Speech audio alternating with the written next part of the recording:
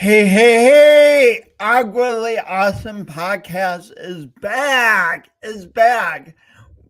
We're back from a much needed vacation after 188 episodes. It was good to take a little breathers. So welcome to episode 189 of Awkwardly Awesome Podcast. In this episode, we're going to talk about, you guessed it, vacation. I'll be back with more details about the upcoming about this show, but first, this. Today's guest, Jason Freeman. Welcome back to Awkwardly Awesome Podcast. In this episode, I'm excited to have a conversation with my business partner and friend, Chris Taylor, whom I was fortunate to see in person during my trip. And you'll hear more about the trip. In this episode, we'll talk about the challenge of fitting travel and adventure into our daily routines and the goodness it can bring to all aspects of life when we choose to make room for it. Please welcome to the Awkwardly Awesome stage. It's not really a stage, the Awkwardly Awesome virtual studio, to be technical. Chris Taylor, he's the production for this podcast, and it's a pleasure to welcome him once again to the Awkwardly Awesome Podcast. Whoa, where are you, Chris? Chris, where are you? I'm not here. Wow, that's magic. How do you do that? Well, a magician keeps his secrets, so. Nice. How's it going, man? Really well. Oh, here, let me do this real quick. How do I do this? There we go. Put you on the interview side. Yeah, that makes sense. All right. So yeah, you're pretty fresh back yourself from vacation that you took throughout May, coming back in early June, and then I think that kind of helped us realize that the podcast could finally use a nice little vacation too. So there's, yeah, I'm proud that we did keep the podcast going each week while I was on vacation. Yeah, it was nice that we had enough pre-records to kind of keep it going. So it didn't take a vacation while you did, but I think when you got back, it kind of necessitated, okay, we need to do a little regrouping, and I think that's a good thing sometimes. It kind of reinvigorates, the energy in the podcast, and we've got guests coming out of the woodwork, so it seems to have been a smart move. Yeah. As humans, it's tempting. There's so much to do in life. There's so much to do in our careers. It's tempting just to start running like Forrest Gump and just not stop. And as people, as animals, as part of the natural order, we also need breaks to replenish our energy. Is just how it works. Right. And on the backside of it, that's so easy and logical to assess. It's like, well, knowing what this has done for me, knowing the experiences I've had, it's an obvious thing that we need. However, it's getting to that point. We know it on the backside, just kind of like working out. You know you're going to feel great maybe after working out or after going on a hike or whatever it is, but sometimes there's a million and one things between you and even starting that sometimes can make it easy to put it off another day, put it off another day. Oh, I have this. Oh, I have that. And I know leading up to your vacation, you kind of had some doubts yourself on whether or not this was a good time to do it, right? Yeah. As you know all too well, Chris, in a small business, there's always there's always another layer. Actually, there's always 20 more layers of things that can be done, and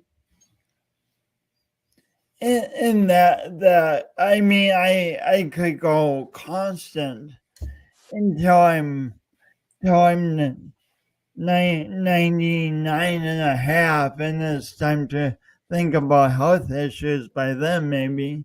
I could go constant and not get it done. So it necessitates consciously designing times to say, yes, I want to take a vacation. I want to go here. I want to see these people, because otherwise it's just easy to just keep working and keep grinding it out, Mhm. and without the breaks, the grinding becomes more grinding like, and that produces its own set of problems. Oh, absolutely. I mean, like you said, with business, running your own business, especially, there's not, it's not a punch in, punch out sort of job. It's you set your own boundaries for it, and it's hard enough sometimes to call it quits at the end of the day, at the end of the boundary you set for yourself. And finding that work life balance is always so difficult, but it's also so essential. And I think even from because you and I saw each other on your trip. Now I didn't take Yeah. 3 weeks, or was it 3 weeks? I think somewhere in that vicinity that you took. But I still took a day off. We had a nice 2 full days together, and that's so recharging too for the batteries. Just it doesn't always have to be a grand. Let me take 3 weeks or a month to travel. It's even just having that day or two to recharge your batteries, reconnect with people. Because you and I talk all the time and see each other like this, but it was also just so cool to see each other in person and reconnect and have that as well. And I think we forget sometimes how important these moments are as well. Yeah. It it just was so nice to see you and your family, and we had time to drive somewhere and hike up a mountain and see this amazing view, and just that was really is really abundance to it's abundance to have time to do things like that. And when we just go and don't do anything like that, we deprive ourselves of that abundance. Like, what use is making endless millions of dollars if we keep depriving ourselves of what we want in life? It's just we could make like a vast number have vast financial abundance, but not have abundance in other areas of our lives that really matter to us and really nourish us.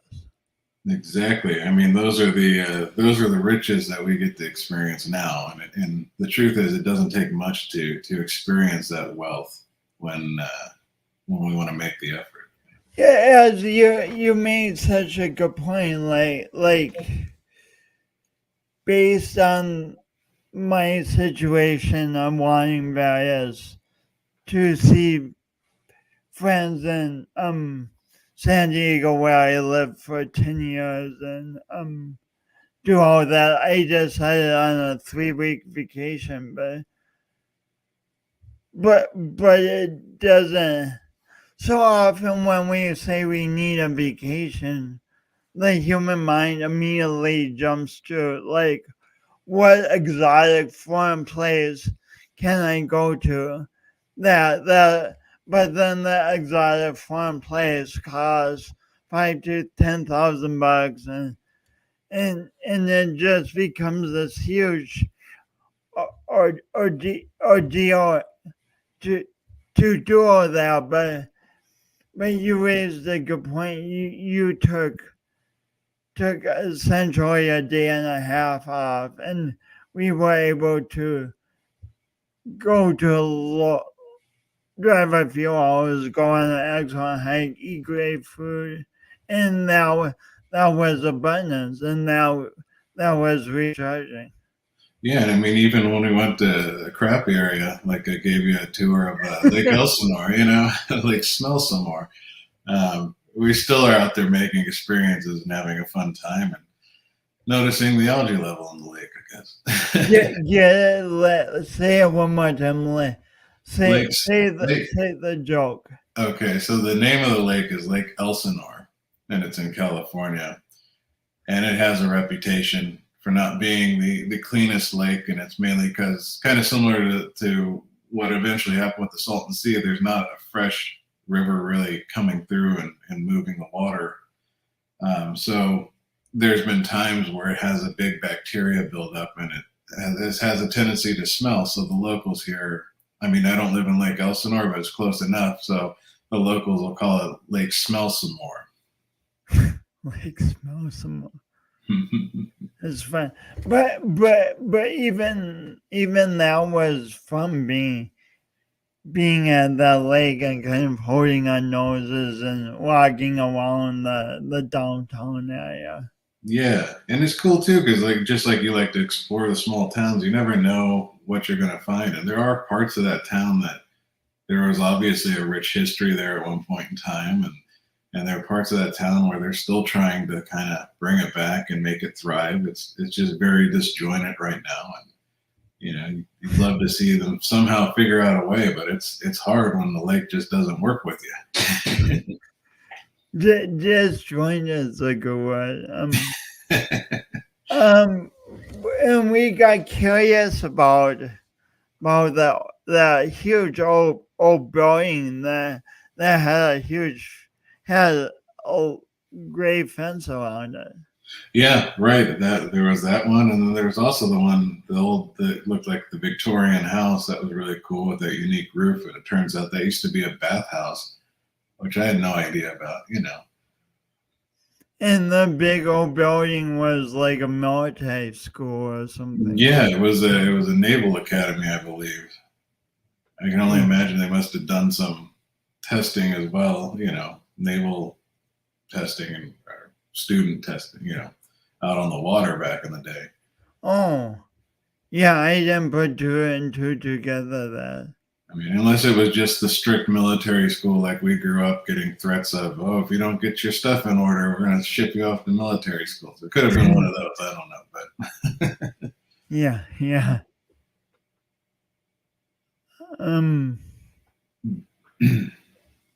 Y- but here, I got an idea. So you're leading up to this. What drove you to realize it was time to take this vacation to begin with? What was kind of the driving factor? So lived in San Diego for 10 years, and I early in life I wasn't so social, but I become an extremely social person. So in 10 years of living in San Diego, and in Southern California, a lot of friendships have been created with you and with other people, and it have been a few years, and it's and thank goodness we have telephones and we have Zoom now, which is amazing, but of course it's not the same as seeing people in person and going out to eat, having an adventure like we did. So I really wanted to get out, and I've been putting it off, and then and so that's one end of it, and then the other end, I wanted to to inspire my folks to go out and see beloved.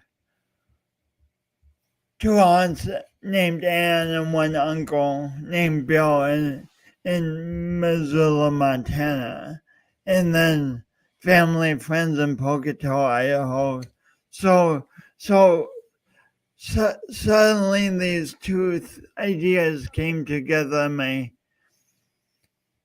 my head, like it could have been two separate trips and taken more just been more expensive, but I combined the trips, like caravan with my folks out to as far as Idaho, and then went on myself to San Diego and saw great friends in Flagstaff along the way, and oh my gosh, just so cool.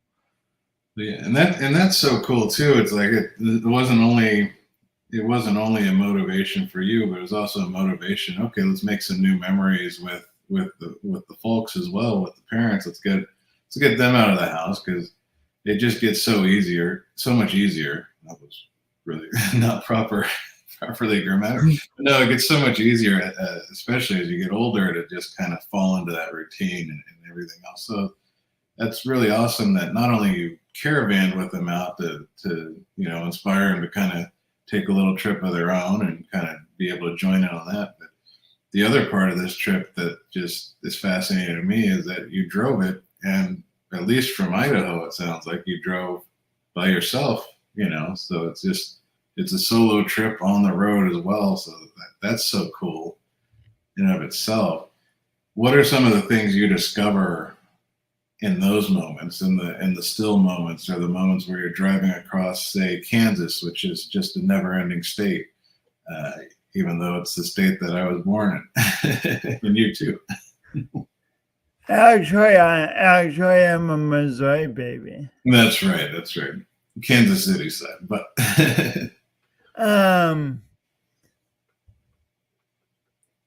but and actually, I didn't hit Kansas this time. I went more the northern route both ways, but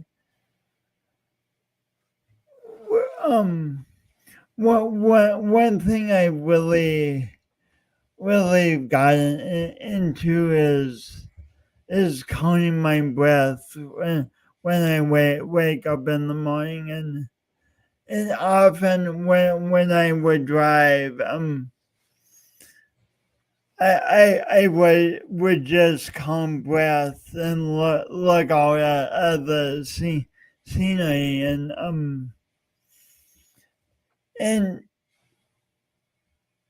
it doesn't sound too exciting just saying it, but it's really neat because counting the breath kept me focus not just on the road, but on looking at different stuff and coming back to the road. And then I would count to a certain number. Then I would listen to music on Pandora and kind of go back and forth sometimes. I say this, I mean, don't try this if counting breaths makes you tired and puts you to sleep. that that sleeping and driving, of course, does not mix. So don't do it. But for me, I found it energizing at times, so I did that. And then, of course, one thing I love about traveling alone is I can just stop whenever the heck I want and take pictures, which I just find ridiculous joy in. Yeah. Yeah, and did you find a lot of stops on the way, or were you what mind frame were you in? Was it kind of the mind frame of I want to get to my destination, or I'm open to kind of discovering things along the way here? I'm always open to discovering things along the way, but sometimes if I'm driving 10 or 12 hours a day, I have limited time to discover those Right. things. So it just depends on the day and the amount of time I have. Sometimes I'm going pretty fast, but going pretty straight through, but still, when I stop for lunch at a truck stop, I'll try and figure out a picture to discover and take it. Yeah. Truck stops can be if you really look at them, they can be very colorful because wanting to lure people off the interstate. So, Right. Are you talking about like the pit stops we normally try and avoid that are like the only options, or are we talking more like the restaurants and the things? oh, I'm thinking of rest stops, I guess. The ones that you don't really want to go and use the bathroom, but you have to. They always tend to be built in the hottest portion of the the stretch you're traveling. yeah, I tend to more stop in towns at gas stations or at truck stops like Flying J or Love's there's another big truck stop that I'm T traveling a mag. It doesn't matter. There's a few of them. Yeah, I know you see a bunch of the Flying J's and the Loves the second you get out of California. There might be a couple inside the state too. Yeah, I Yeah, I haven't thought much about where the truck stops are in California. Yeah, I think everyone's trying to either get in or get out.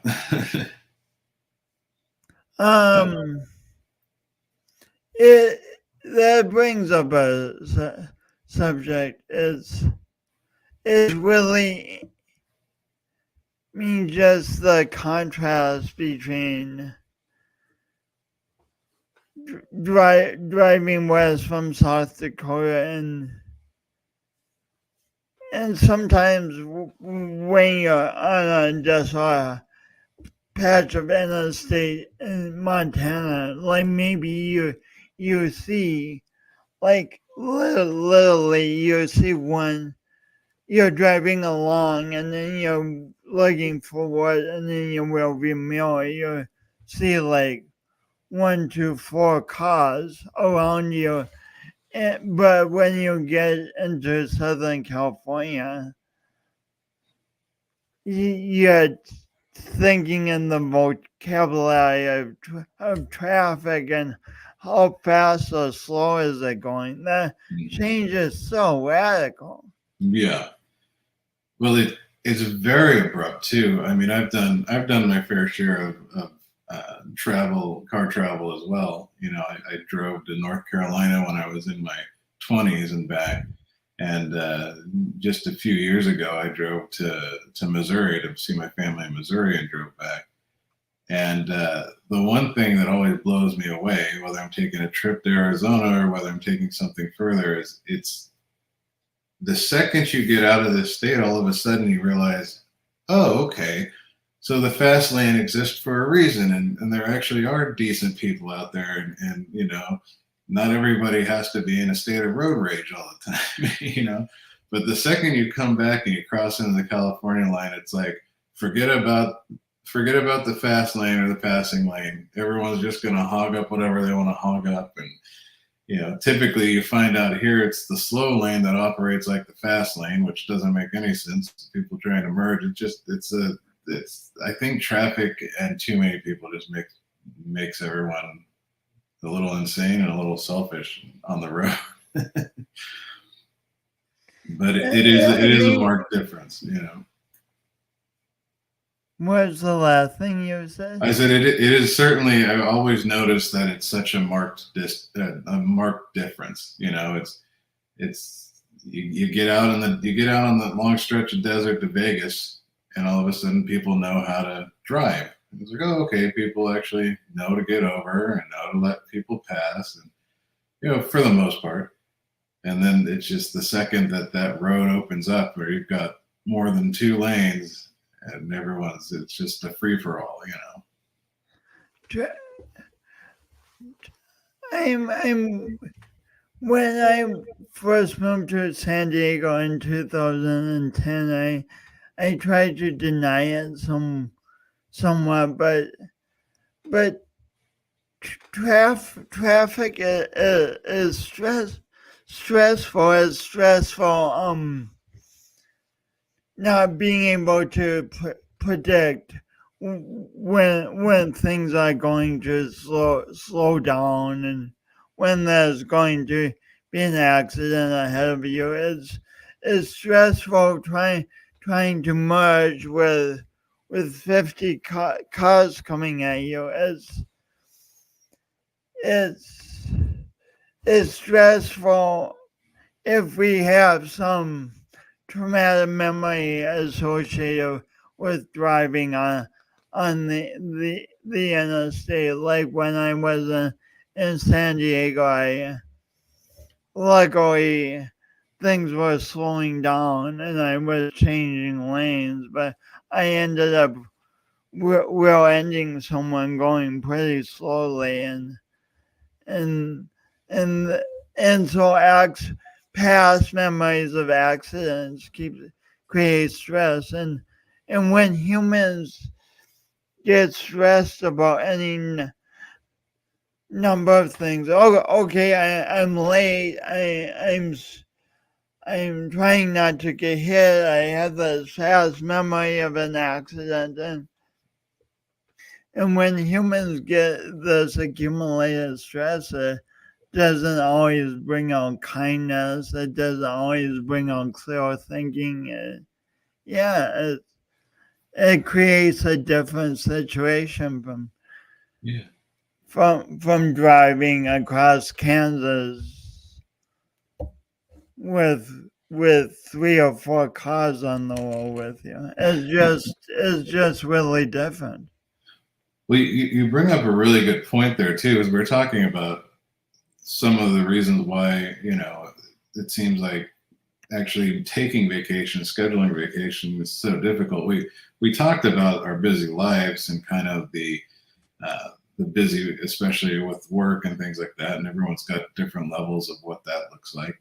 But you brought up one point with that I hadn't really considered, and that's, you know, kind of those traumatic memories, those traumas, you know, and those can keep you in too. I know for me, certainly, you know, when I was young, I was on a plane that very nearly hit the ground and, you know, had some massive turbulence. So I have some deep rooted trauma surrounding air travel. And I hate to say it, but I've let a lot of vacations come and pass me by essentially because I didn't want to fly. I couldn't get myself to put myself in that position. Fortunately, there have been times where it was necessitated, you know, and more recently I'm trying to embrace that more and more. But even a few years ago when I drove out to Missouri, the main reason I drove, besides wanting to take that National Lampoon's Griswold family car trip, which let me tell you, any sort of car trip with the family, there's always going to be a little Griswoldy. It's never how many of you went on that? 6 of us. Gosh. Yeah, it was me, Michelle, so my stepdaughters, and my children as well. So shoot, at the time, I think that was that 3 years ago now? I think it was exactly 3 years ago this coming month. So let's see, that would have been 2 11-year-olds and 2 14-year-olds crammed in the. Everyone gets along perfectly the whole time. There's no drama. Yeah, exactly, right. No, it was one of those things where the way out was actually really nice because we kind of broke it up. We took a couple days to stay in Williams and then take the train into the Grand Canyon and do all that. So that was still cool. That was a real good part of it. But then you're kind of like, okay, we're gonna have to put in a good 8 hours on the road to get to our next destination.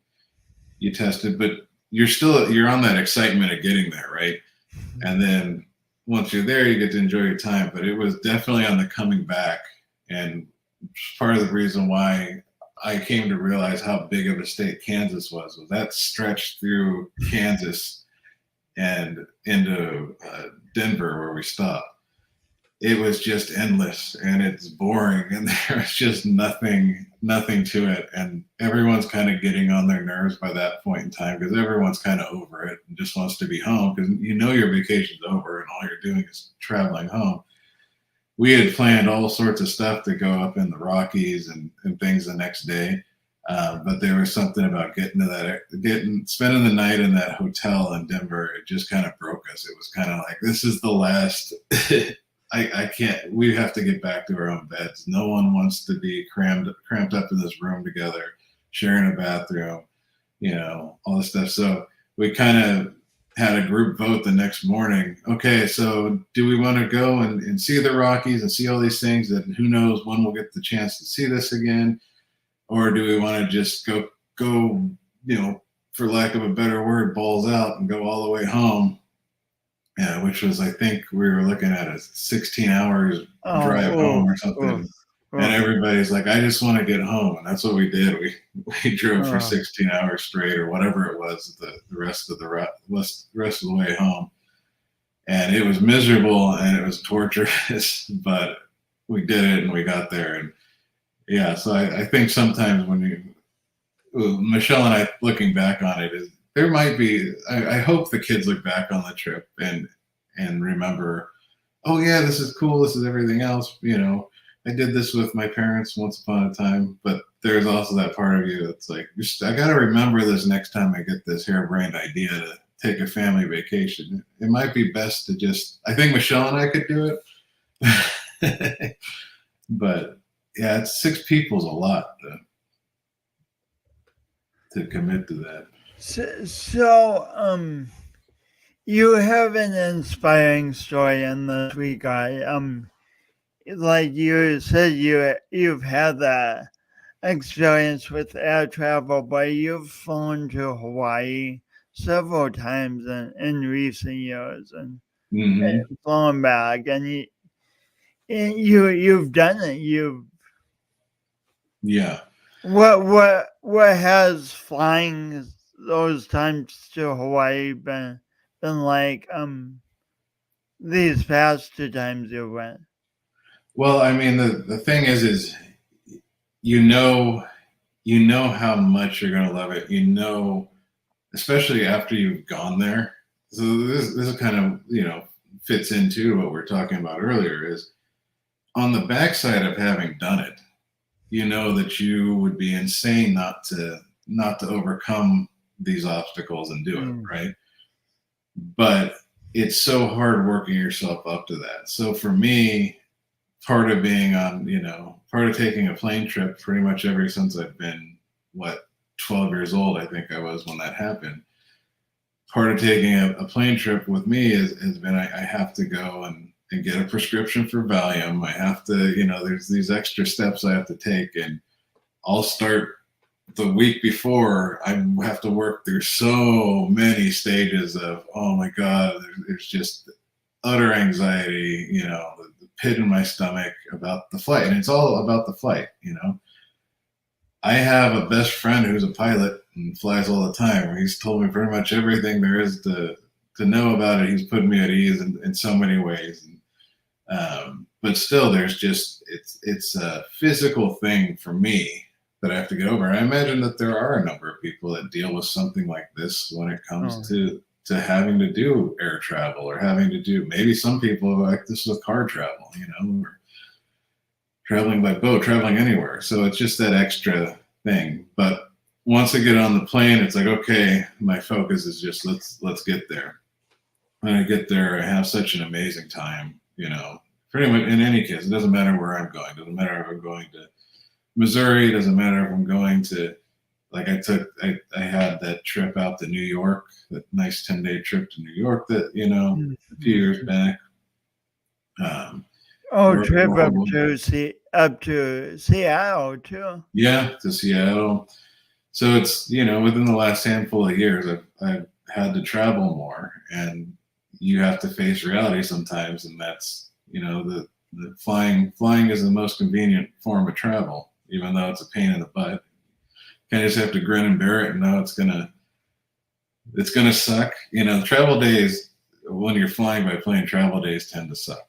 There's just no way around it. But the backside of that it's so rewarding, especially going to Hawaii. Both times I went recently was to Kauai, and to me it's so beautiful there, and it's such a reset, and you kind of take all of the weight of the world that you're carrying with you, and it just melts away there.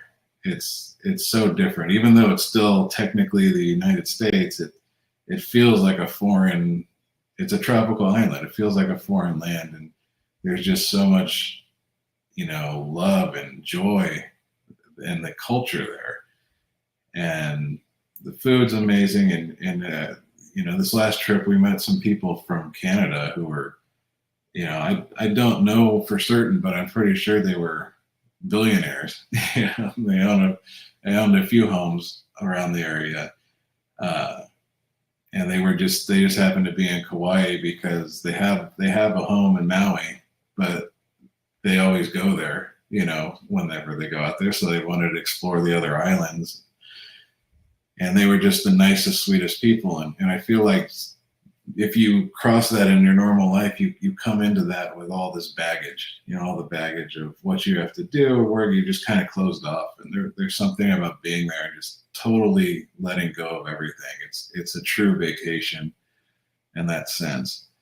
And I think that's probably one of the more important parts of travel, is getting to where you're going and truly being able to disconnect. And, there's almost nothing better than when you get to your hotel and you realize, oh man, the internet's really spotty here, really crappy. It doesn't work. And if you're going with the intention of working, the first day or so, that can be really challenging.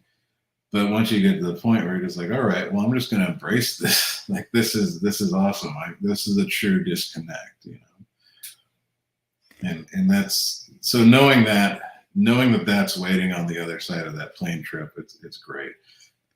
I'll deal with that coming back again, where normally within a day or two having to fly back home, that anxiety kicks in again, and I start counting down the seconds. But I still try and stay as present as possible on vacation and embrace it. And then when it does come time to get on that plane, I just start thinking about being home and getting back in that. And coming back to, after you've been recharged, it's kind of like you enjoy being home again. You enjoy work again. You enjoy so many aspects of life. So it's like that vacation doesn't just feed you while you're on it. It feeds you when you're back from it. For sure.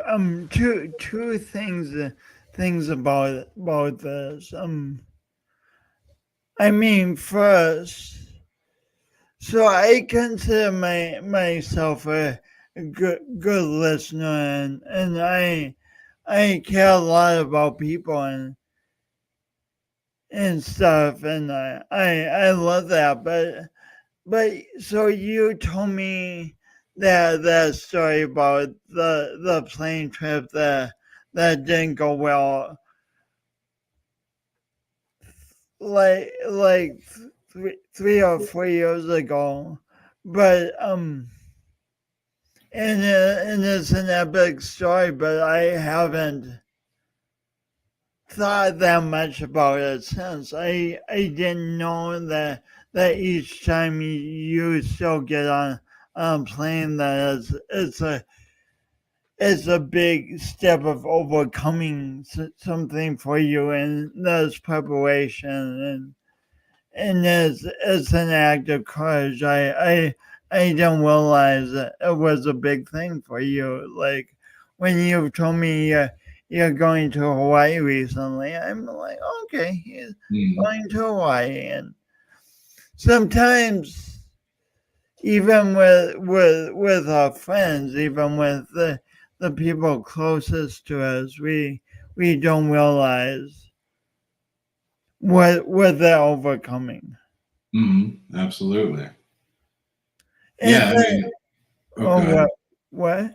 I was just gonna say, like, I'm from this side of things. It's like I'm in awe of people who can just jump on a plane and travel whenever. It's like there's still that sense of awe when someone comes out. It's like, oh, you just flew, no problem. Like you just okay, that's cool. That must be awesome. So, some people just do it so easily and naturally. Well, yeah, like some people hate it like going to the dentist, right? They hate travel days, they hate the airports, and the airports have definitely made the experience quite unpleasant in many ways through security checks and everything else. It's not what it used to be. But yeah, for some people, I would imagine air travel is like going to the dentist. But unfortunately for me, it's like, having to face and go through trauma again. And even with the Valium, when you hit that turbulence, which is inevitable, you try and stay calm. There's a certain level of turbulence that I can handle that it's like, all right, I know this is just normal. This is just error and everything else. But then there's some that you hit and it's like, oh, this is a little more than normal. And then it just brings everything back up. So yeah, I have little mantras I say to myself when I'm on flight, and it's like I'm probably not the most pleasant person to fly with. But it's not like I'm freaking out the whole time. I keep it to myself. You're sitting next to me, you don't know. You're just, oh, Chris is awfully quiet. It's like, no, Chris is just awfully focused on somehow keeping this plane in the air with his mind. Imagine if the trauma, if you went a different path with the trauma and said, hey, I'm not going to fly again. Then your only option of getting to Hawaii would be a boat. Do they even have passenger boats to Hawaii? They do. They actually do have cruises out to Hawaii, but I think it's a 10-day cruise. One of my friends just recently did one of those, and it's kind of like that is the vacation, right? 10 days to get there?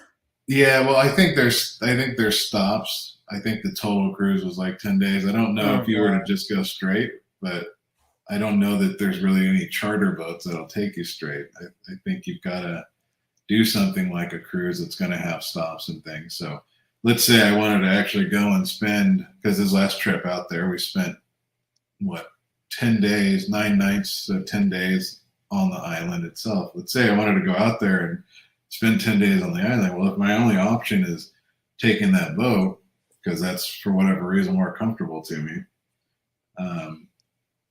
that's another 10 days of travel on the top of that. So now you're looking at 20 days that you need. And yes, you really, sometimes you don't have an option. And that's helpful because if I have the option, I'll normally take option B. But if that's the only option, that it forces me to have to face it. And it's important to face these things, and it's important to stack more travel where you get to where you're going safely and you realize, okay, it's all right. I'm proving to myself that just because this happened doesn't mean it's going to be something that happens every time. And ultimately, I don't have any control over it. So really, I'm just fearing, I'm just fearing dread, essentially. And dread is worst case scenario. And almost 99% of the time, dread doesn't ever come true. So logically, I can explain it all away, but there is a physicalness to the trauma that even my wife doesn't fully comprehend because she didn't go through it. Where it's just like, well, it's just just focus and just focus on getting there. It's like, yeah, no, on a logical level, I understand it every which way, but on a physical level, I should probably pay attention to my watch next time because my blood pressure's got to be through the roof and everything else. I hadn't expected the conversation to go here at all, and that's what I love about conversations and conversations in general on the podcast. They can go in unique directions, but you raise such a crucial point, not only having to do with vacations, but life. So sometimes we can know so clearly intellectually what to do, what steps to take. Yes, yes, yes. But our physical reactions are kind of in the tug of war with that wisdom, and so we're going back and forth, and it can be a really frustrating experience because it's like we tell ourselves, "I know what to do," but still with the physical, and yes, it makes it so much more challenging. I love that you called it a tug of war. It is totally, and you're right. This isn't just plane travel for me. This is life in general. This is struggling to start that project you're supposed to start, struggling setting time even for yourself. Everything in life. I think if everything was just logical, it'd be easy. The logic of it's easy. The plan laying is easy. It's the execution. That's where you're going to face your challenges. That's where you're going to have to overcome and persevere. And the journey itself is so rewarding. Just doing it, taking that action, doing it is so rewarding. And I guess that's where vacation is so nice too, is that the reward is almost instant. As you know, sometimes in life, working towards a goal, working towards a dream, if you will, you don't know how long that flight's going to be. I've definitely experienced that professionally. I have goals and vision for what I want to do, and just don't know how long that flight's going to be. Mm-hmm. Yeah, that's a good way to put it. So that's probably a good, like you said, this interview is kind of segues into things, but that's probably more than anything a justification for why taking some time for yourself and taking some short vacations is so important, because you're on a long-term trajectory in most cases, when you're dealing with business, when you're dealing with even personal goals and growth. It's like you don't always know how long that travel is going to be, how long that journey is going to be. You've got to kind of figure out ways to buckle in and enjoy it and celebrate the wins and learn from the losses or the challenges. So why not, if you're on this long journey anyways, why not interject some known variables in there, right? I know this plane trip's going to take me 6 hours, and then I'm going to have X amount of time to just unwind and enjoy, recharge my batteries, refresh my soul, come back, and just the thing that I think I always underestimate too is how recharged it makes you for everything in your life. So then you come back, it's like, okay, so this was actually a measurable planned thing in the middle of this long journey, and it just supercharged me at this point in my journey. So now all of a sudden I'm back, I'm inspired, and I'm really running for a minute. I'm getting closer and closer to this goal or this dream or whatever it is, as opposed to never having that. Never having those reprieves. How do you not get burnt out? You just keep getting more and more exhausted. And this brings up, so often we think of doing things for ourselves, and that's, we kind of say that that's selfish, and maybe we, depending how we think of it, it's a good selfish, and then we think of doing things for other people, but it's not so black and white. Like when I went on my month-long trip, I was seeing other people. I was contributing to their lives. In Hawaii, you and Michelle met this couple, and who might be billionaires, and your joy contributed to their lives, and you keep talking about being replenished when you get back to work, and that replenishment enables you to work in such a way that you're able to put more work out, and that work's contributing to people's lives. So vacation really helps us as individuals, but also helps our energy to touch a lot of people in a new way. Absolutely. It totally reinvigorates. And we talk about that too quite a bit, is the ripple effect.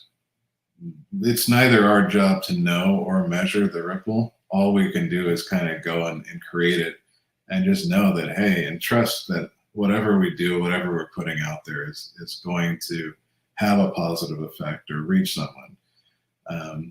And the ripple effect is also something to keep in mind, by the way, if we're on the verge of doing something that's negative. It's a good way to stop us from doing something that's negative, knowing the consequences, right? That gives me goosebumps. But yeah, I guess when we think about things sometimes in that term, what stops us a lot of times from taking time for ourselves or taking vacation time is it feels selfish, right? It feels like, oh, well, if I'm taking this time away, I've got this client depending on me and this client depending on me, and I've got all these people depending on me. I can't really afford to do it. But it's like there's nothing more rewarding to that person ultimately than you coming back recharged and reinvigorated. You're coming back with a whole new energy, and the revitalized energy you're able to now bring to their project. New energy, but also new perspectives, new ideas. Like maybe the idea you had before you left for vacation would have taken 20 hours to complete the project, but maybe you come out with an idea that the project only takes 5 hours to complete. So vacations can actually make us more efficient, right, when we get back to. And yeah, and also to talk to travel time too. Travel time is such a good time to work a lot of that out, as long as you're not in a constant state of panic during it. But it's such an essential time to, because how many opportunities are you talking about driving? So you're driving 6 hour, 7 hour shifts, I'm assuming, right? Try 2 or 3. I like stopping frequently. I don't stop for long sometimes, but right. I stop frequently. But even in that case, like if we're at home, if once we log off of work, there's dinner that needs to be made. Oh, the house needs to be cleaned. This needs to be vacuumed. We're constantly in a state of doing the things that need to be done. So it's not like our work ever really ends, right? Our work shift, our business portion of the day ends, and then all the other jobs we have in our life take precedence. We might end up sitting in front of a TV at the end of the day when we're totally depleted, and then we go to bed and we get up and we start all over again. But how many times are we actually taking that 2 or 3 hour chunk of drive time or travel time or however that length is to just literally sit there? We're either driving and focusing on breaths and staying present, or we're stuck on a plane. And it's in those still moments that so much of the stuff tends to come together. You almost do yourself a disservice to deny yourself those times as well, because that part of travel, even though I said earlier travel days suck, they're also kind of essential to getting the pieces to all fall into place and fit and figure out some of those roadblocks and some of those things you've been dealing with. And that's probably a big part of why when you get back, they come together so easy. It's not just about the recharge. It's about the fact that you took this moment, you took this time to just let things fit together and piece together in your mind, and you have a better idea on how to execute them. Another aspect of that I hadn't really thought about. So well said. So as we wrap up, one of the things I'm getting is when we think about vacations and this is promoted in advertisements a lot, that just vacations all yay, all positive, just all relaxation. But a vacation, like anything else, like a career, like relationships, come with great aspects, but also challenging aspects. So if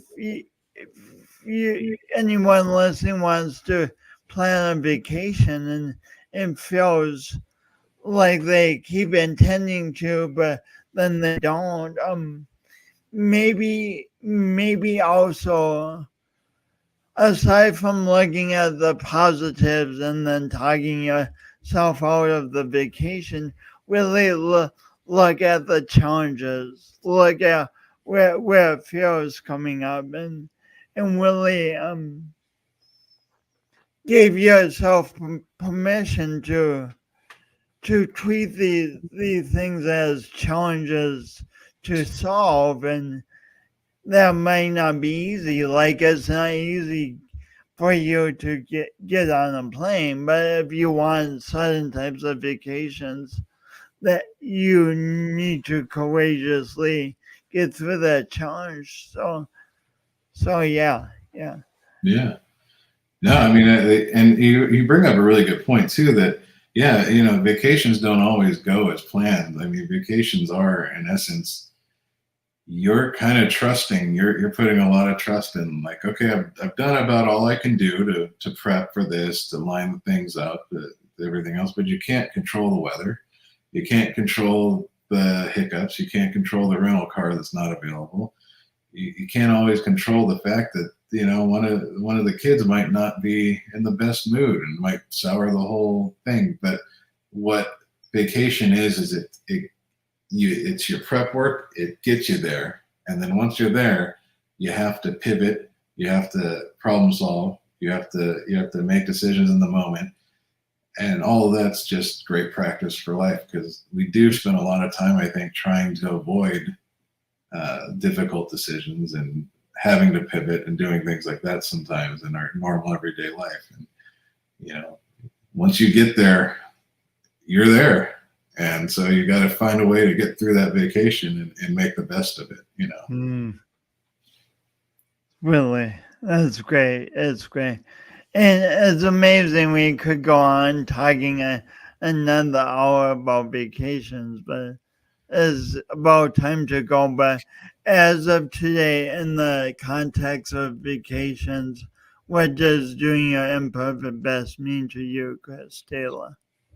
Well, I guess this is always interesting because we talk about imperfect best so much and we know so much about it. But I guess a big part of the imperfect best process is uh, trusting. It's Mm, trusting your instincts and mm, getting out there and doing something and trusting that you'll be able to figure it out and like I mm, said, pivot and problem solve on the fly and do all these things because you're following something. Something's getting you out there.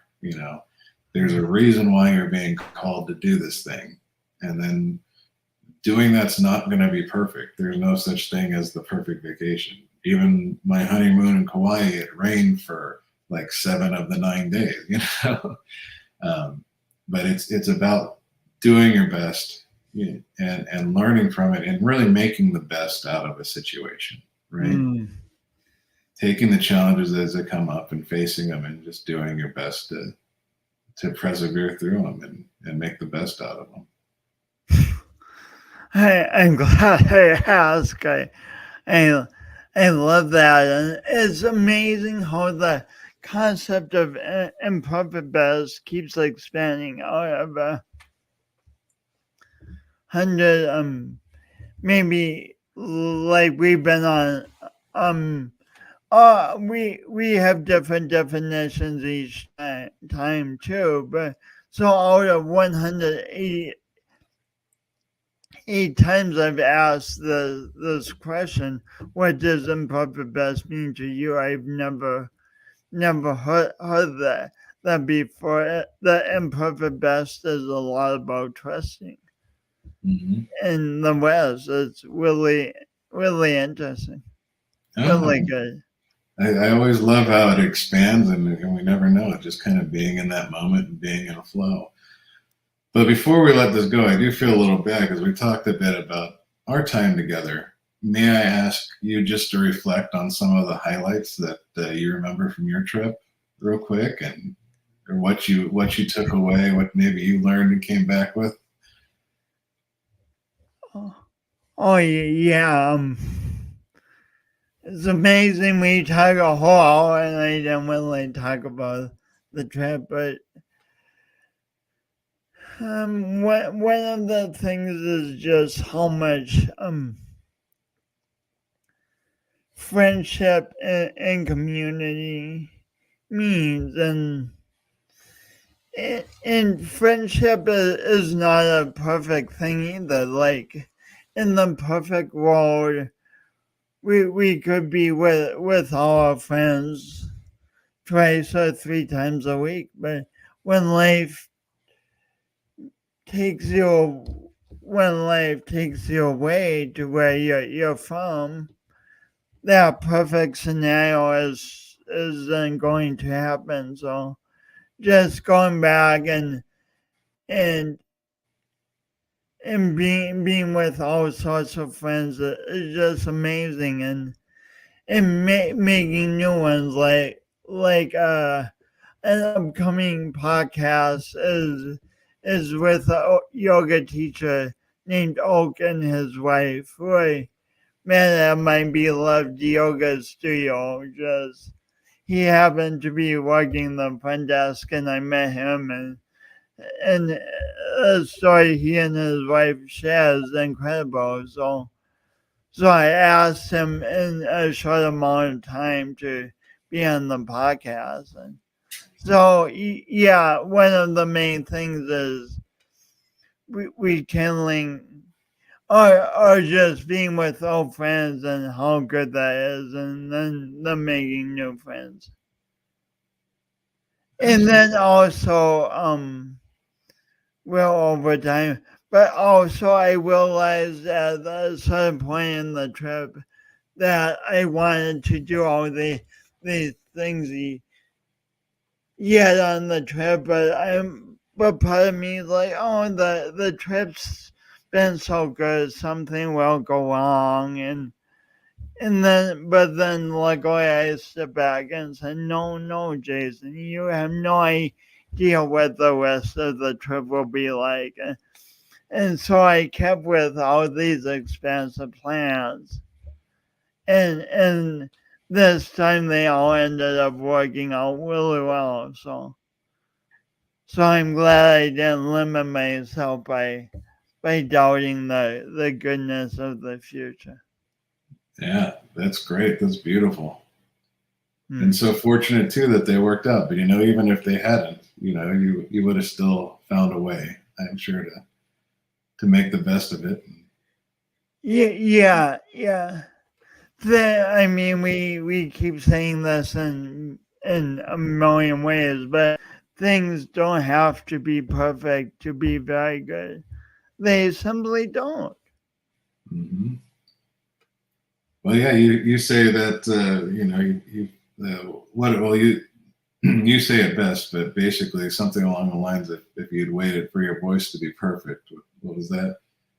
Oh yeah. We'll end with this. If I had waited for my voice to be perfect before I went on my extended trip, my extended journey of being a public and non-professional speaker, that would have been my whole life, just waiting for perfection. That probably wouldn't come. We can wait forever to take the next trip to where we want to go for the perfect conditions, or else we can just realize, hey, I have I want to take a trip. I have some dollars. I see some challenges, but I still want to take a trip. So I'm going to go for it, just as I am, and learn along the way, and take Valium if I need to. Yes, indeed. Mm. Funny side note, and then I'll let you take it home. Funny side note: there was one time a few years back I tried to travel without the Valium, and it also happened to be my son's first plane trip. And for whatever reason, I had a layover in Denver. So anybody that knows Denver Airport knows it's one of the worst, bumpiest airports to fly into and out of. And I'm thinking, oh, we're gonna walk down on the jet and everything else. No, they take us out on the tarmac, and I get on a propeller plane. So it was about the worst case Oh scenario God. I could have found Oh myself God. in, and I have to hold it all together for my son because I don't want to freak him out and ruin air travel for him. But oh my God, let me tell you, that trip from Denver to Kansas City International was just pure torture. And I told myself, I'm never flying without Valium again. Mm-hmm. I might try it again sometime, but that was a hell of a time to try it. Let me tell you. Wow. Well. Thank you, my friend. Good to see you. Good to talk. And thank you. Likewise, brother. Hey, and thank you all for tuning in.